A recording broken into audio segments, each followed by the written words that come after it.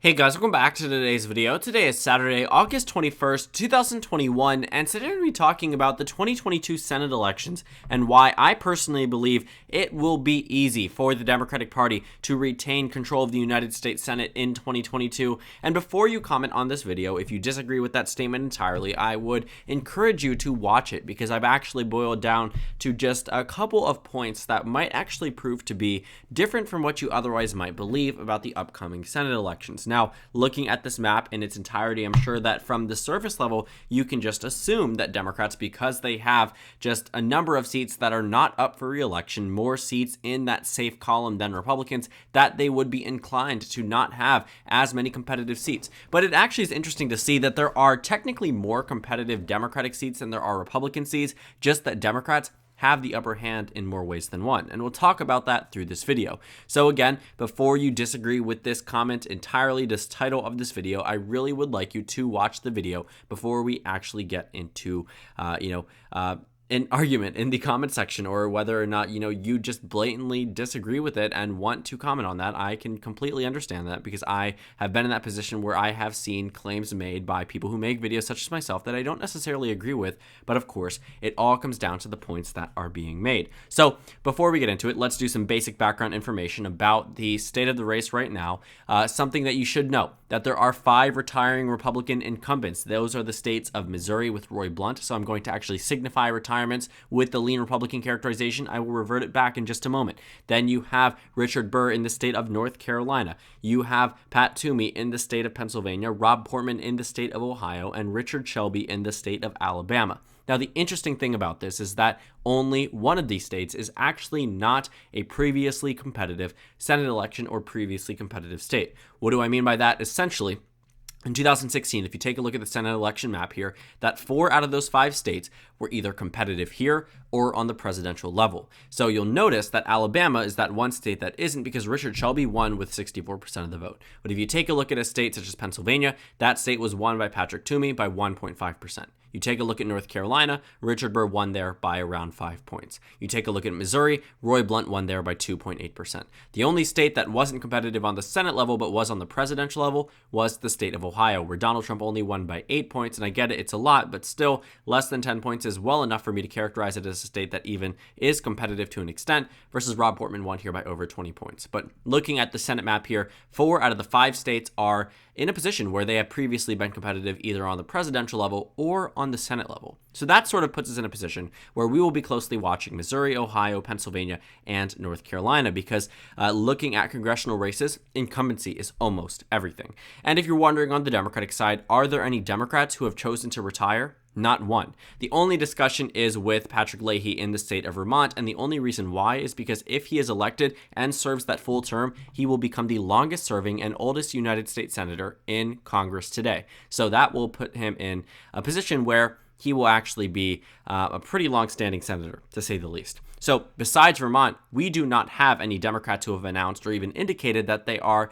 planning on not running. Now, for the GOP, to make matters a little bit worse for them, again, another reason why it ties back to the title of this video, we still have yet to hear from Ron Johnson in Wisconsin, Chuck Grassley in the state of Iowa, and Lisa Murkowski in the state of Alaska. A lot of speculation about Wisconsin because actually during the 2016 election season, when he was reelected, Ron Johnson right beforehand had said, if you reelect me this November, I will not run for a 3rd term. I want to get out with this 2nd term, but since has walked back that statement. Chuck Grassley is one of the older members of Congress today, not the oldest because there is a representative hitting 90s there, but looking at the state of Iowa, Chuck Grassley has been serving in office in Iowa for a third of the state's history. He would be in a perfect opportunity or position to retire from the United States Senate. And then Alaska, Lisa Murkowski might face some significant opponents from the Trump wing of the Republican Party and has yet to announce whether or not she is going to be running for United States Senate. And also John Thune in the state of South Dakota, not at all competitive state, did say that he plans on running for re-election, has yet to formally announce that bid. So now that we've gone through the retirements and discussions about competitive states, let's move on to the actual competitive states. And when I say competitive states, I mean amongst those potential retirement states. Now you're taking a look at the states where Democrats are in a competitive position. And this also should provide a little bit more context, again, as to why Democrats still have that upper hand. You have the states of New Hampshire, Georgia, Pennsylvania, not Pennsylvania, which is a competitive state, but not a Democratic one, Nevada, and Arizona. Now, keep in mind, all 4 of these states voted for Joe Biden in the 2020 presidential election, and not necessarily by super large margins. They ranged from 0.22% to 7% across the state. But looking at these 4 states, point being that Joe Biden was able to win them all. Now, amongst the states that are most competitive for the GOP, they also have 4 states. They have Pennsylvania, they have Wisconsin, they have North Carolina, and Ohio. 2 notable absences being Iowa and Florida. You have to take a look at the incumbents there to understand why. And also Iowa just seems to have Pat Grassley, who could easily swoop in and win in a very similar fashion to his grandfather, Chuck Grassley. But looking at these true swing states, you have 8 states across the United States that are in competitive positions. And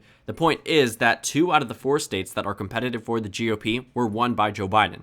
An additional seat was won within 2% by Donald Trump, and that state being North Carolina. The only one that doesn't fit any of these characterizations, either being won by Biden or within a narrow enough amount that some type of margin of error could have shifted over the state, is the state of Ohio. Beyond that, all 7 of these states have some type of inherent advantage for the Democratic Party, maybe with the exception being North Carolina. But other than that, I mean, that still only reduces it down to 6 out of the 8, when Democrats currently only hold 4 out of the 8, which means that they have opportunities, easy opportunities, I would say, in Wisconsin and Pennsylvania.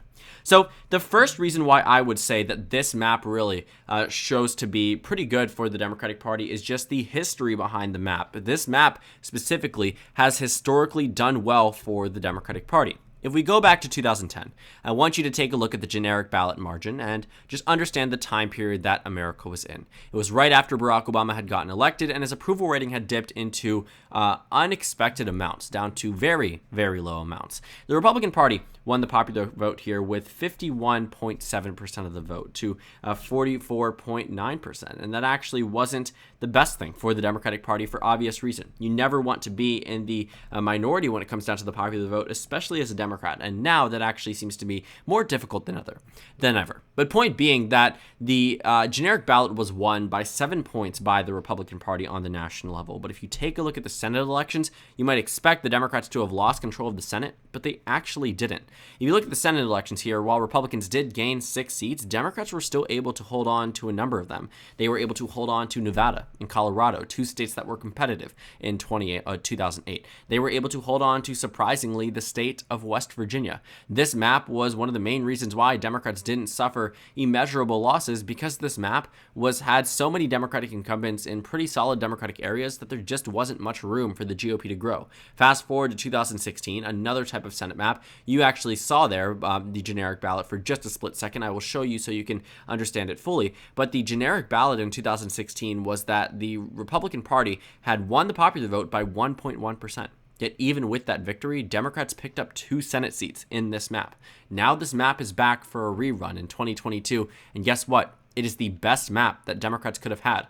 Can you imagine if they had the 2018 map? They would have focused on states such as West Virginia, Ohio, and Montana, all with Democratic incumbents. That's not the case in this election. If you take the map from 2020, there are so many seats for Republicans that they just have incumbents in that just wouldn't give Democrats room to grow. At least for 2022, they have easy opportunities in Pennsylvania and Wisconsin. So the main point being of that all is that this map has saved Democrats more than once. It has allowed them to be in beneficial positions even when the numbers don't exactly show them good results on the national level beyond the Senate elections. Democrats should be very thankful that they have this map, because it is one of the main reasons as to why they're able to hold on to the Senate majority if they are to do so.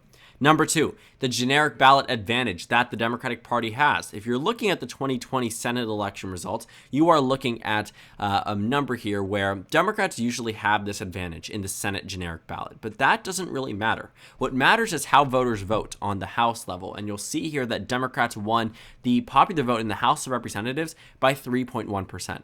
That translated to a net gain of 3 seats in the 2020 House elections. If you take a look at 2016, like I said, even with Republicans winning the generic ballot, Democrats were able to pick up 2 Senate seats. And if you're looking at this new study, I mentioned it earlier on this year, talking about the 2022 midterm elections, we actually see here that Emory University, a professor here for political science, released numbers that shows, mathematically speaking, with the generic ballot in 2022, that if Democrats are able to win the generic ballot or tie it with Republicans, they still gain 1 Senate seat. In fact, they could go so far as lose the generic ballot by 5 points according to this model and not win or lose any Senate seats and retain control of the United States Senate.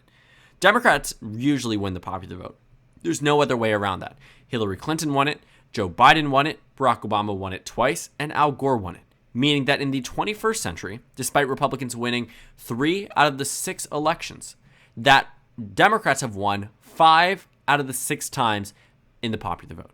So looking at this generic ballot here, this actually isn't much of an accomplishment for Democrats, I would say, to tie with the Republican Party. If anything, that's their low point, as it should be, because there are more left-leaning voters, primarily fueled by voters in California and New York and major population centers.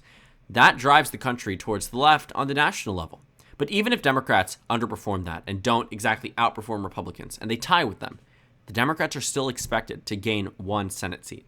This study does show that Democrats, even if they lose the generic ballot by 10 points, still only lose 1 Senate seat.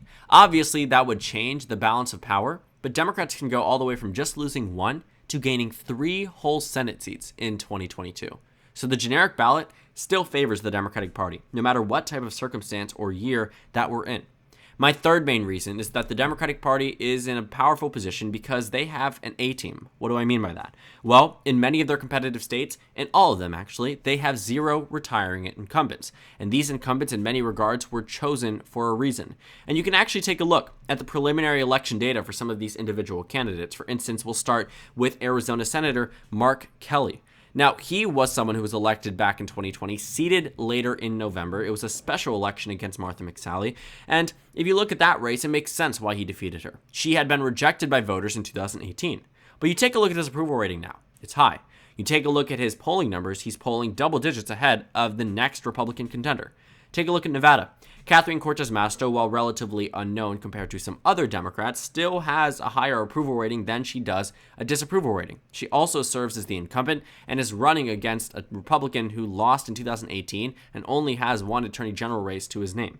In the state of Georgia, Raphael Warnock, someone who has very close ties to the state, someone who was able to do very well in 2021. He's high in approval, and he's high in the polls. In New Hampshire, Maggie Hassan, holding on to Chris Sununu in the polls, only behind him by just a few percentage points, sometimes just 1 percentage point, still high in terms of his approval. But it's not just those states with incumbents. It's not just Nevada, Arizona, New Hampshire, and Georgia. It's also states with open races, more specifically Pennsylvania, Wisconsin, North Carolina, where you have Connor Lamb in the state of Pennsylvania and John Fetterman. Popular Democrats, people who are electable, high in approval, high in the polls. You have Wisconsin, a number of Democratic contenders. Ron Johnson, however, provides Democrats this opportunity because he's low in approval and low in the polls. In North Carolina, Richard Burr, the outgoing Republican incumbent, leaves this race open. We see here that there is a Trump-endorsed Republican nominee that is likely going to win that nomination against the former governor and Mark Walker. Quite fascinating to see that Donald Trump chose him over the rest. Looking at the Democratic side, you have Jeff Jackson, a state senator, and then you also have a former member of the North Carolina Supreme Court, Sherry Beasley. So looking at these states, Democrats seem to have brought their A-tier candidates. If you look at Pennsylvania, not one notable Republican running. You take a look at the state of Wisconsin, not a single Republican has even announced that they're going to be running in that state. In North Carolina, Donald Trump handpicked this random nominee that was not even polling too well amongst Republican voters. Look at Georgia, there's Herschel Walker, who could prove to be a formidable opponent, but that has yet to be seen. In Arizona, Republicans are completely lost. In Nevada, they only have 1 Republican they can pull from the bench because the rest have decided to not run in that race. And in New Hampshire, it's not competitive unless Chris Sununu decides to run.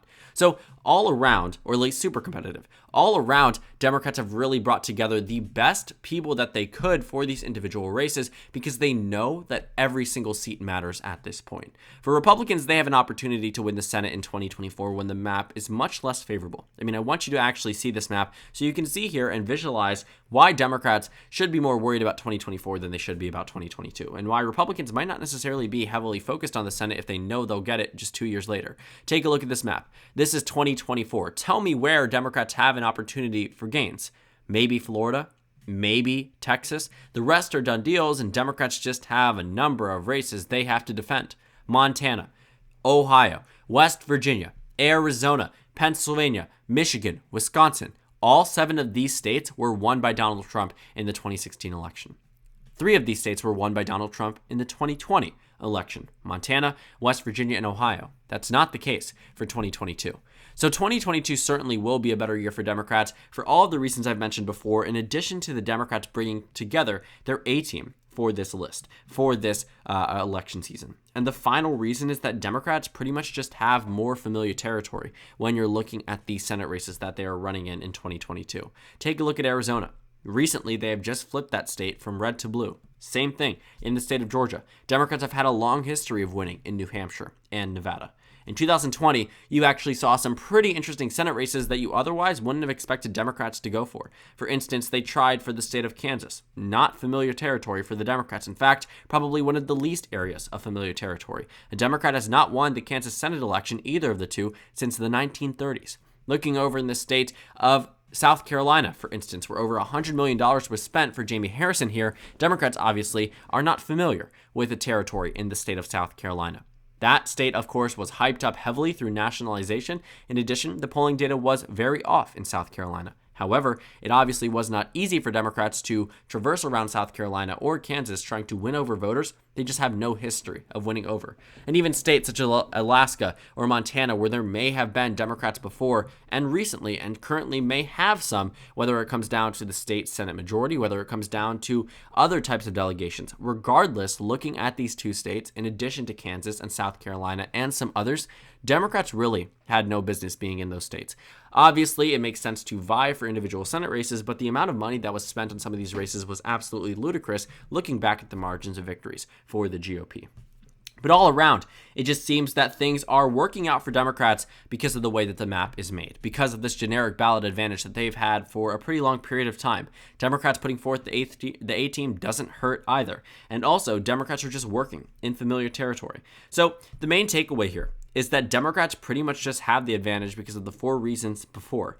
Democrats are in this position where this can make the Senate majority very difficult for the GOP to win. You are looking at a number of races that Democrats otherwise wouldn't be in the favorite in unless Joe Biden had won them in the 2020 election. And also, you have to ask that question. Does everything that I mentioned make this impossible for the GOP to win in 2022? No. That's why I'm saying that this is a possibility for Democrats to retain control of the Senate. Do I expect them to retain control of the Senate? I mean, you can take a look at my prediction here. The answer is yes. I do expect them to retain control. But it doesn't mean that it's out of the question for the GOP to win.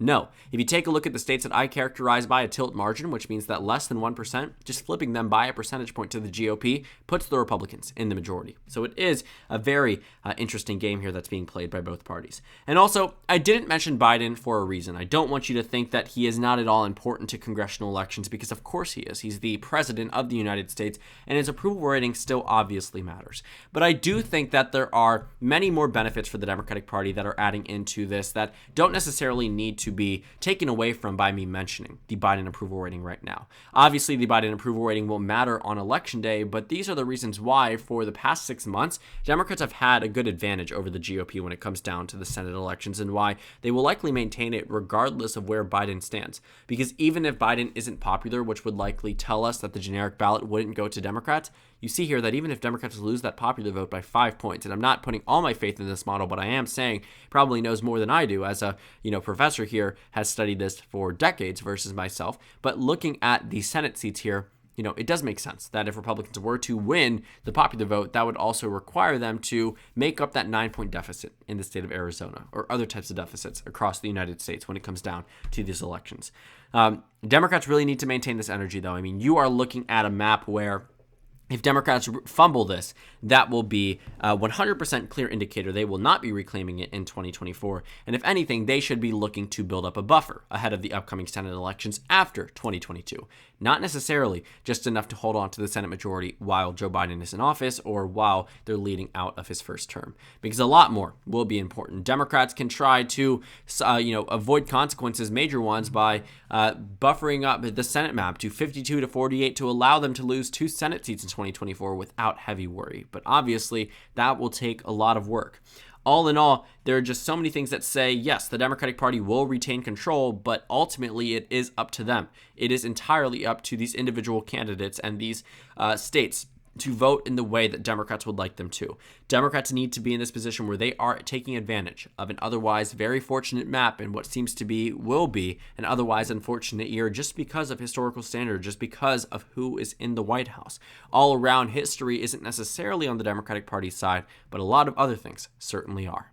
So before this video ends, I do want to say that tomorrow I will be going live at 9:45-ish p.m. with another election YouTuber. I want you guys to be there. Make sure you go ahead and set an alarm or something. I will try to be going live. I will be going live from one monument in Washington, D.C., whether it's the Lincoln Memorial, whether it's the Washington Monument. I have not entirely decided on that yet, but we will wait and see. It might be pushed back just slightly. Also, it might storm. So if it decides to storm, we might try to find a different place to go live, or I might have to make a community announcement that the live stream will not be going on because I use my phone to live stream and I can't get it wet, and I also use a tripod that has lights on it. So that will also be an issue as well. But all around, I do hope that you guys can try and make it. It's going to be hopefully fun. And it's right before both of us actually move right into college. So just hope you guys can be there. So that concludes this video. Thank you guys so much for watching, and make sure to comment down suggestions below. Subscribe on the left if you haven't already, and check out the Instagram and Twitter. At the bottom left of the screen, there's also a Discord server for you to go ahead and join. On the screen, there's a video you can watch, and then a playlist for my 2022 Senate election analysis videos. Again, thank you guys so much for watching, and I will see you all tomorrow.